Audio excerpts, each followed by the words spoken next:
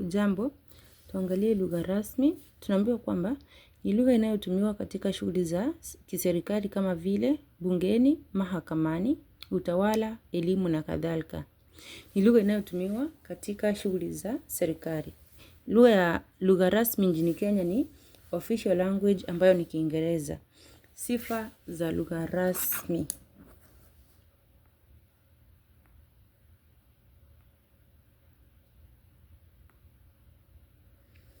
Sifa ya kwanza, inaweza kuwa lugha mojawapo ya wenyeji au lugha ya kigeni.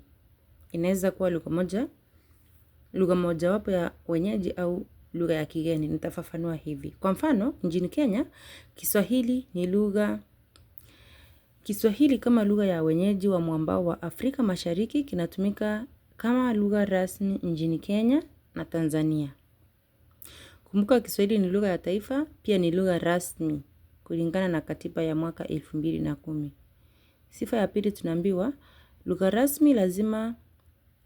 rasmi lazima zitambuliwe na serikali tawala. An official language must be recognized by the government. Kwa sababu lugha rasmi inatumika kutekeleza majukumu ya serikali iliyopo. Lugha haiwezi kuwa lugha rasmi kama haijatambuliwa na serikali iliyopo.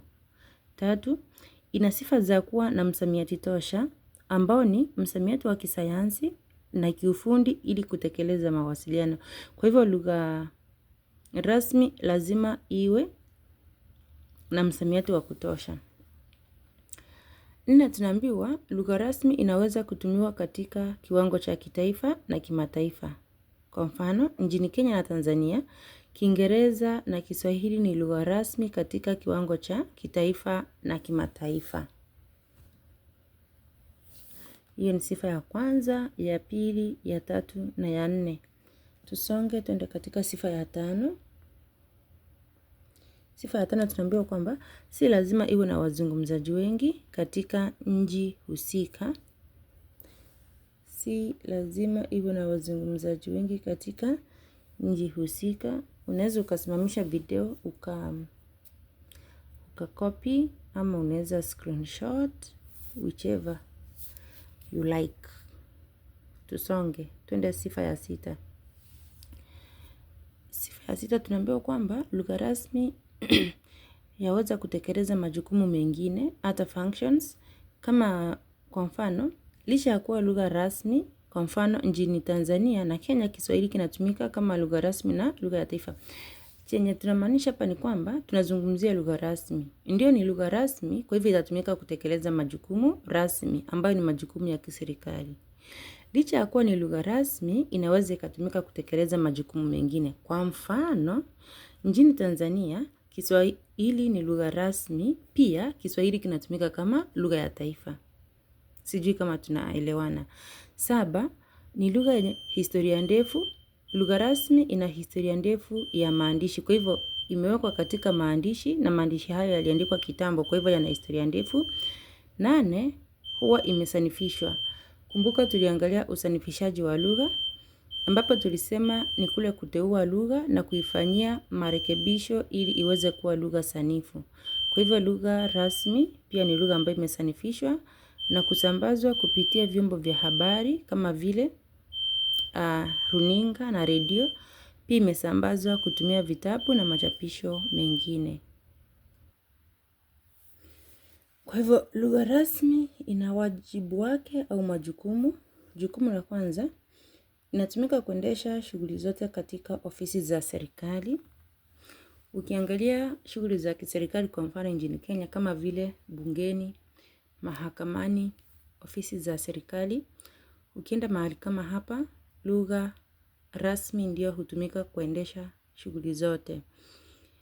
Pili, hutumika kufundishia au kufunzia kutoka shule za msingi hadi vyuo vikuu. English is the official language in Kenya. Kwa hivyo ukiangalia shule za msingi, Kiingereza kinatumika kufundishia. Ukienda shule za upili, Kiingereza kinatumika kufundishia hata vyuo vikuu. 3, lugha rasmi hutumika katika hati zote za serikali, government writings. Kwa mfano ukiangalia magazeti, katiba, mambo mengi tu Hii ilikuwa ni lugha rasmi. Tusonge tuangalie lugha ya kimataifa.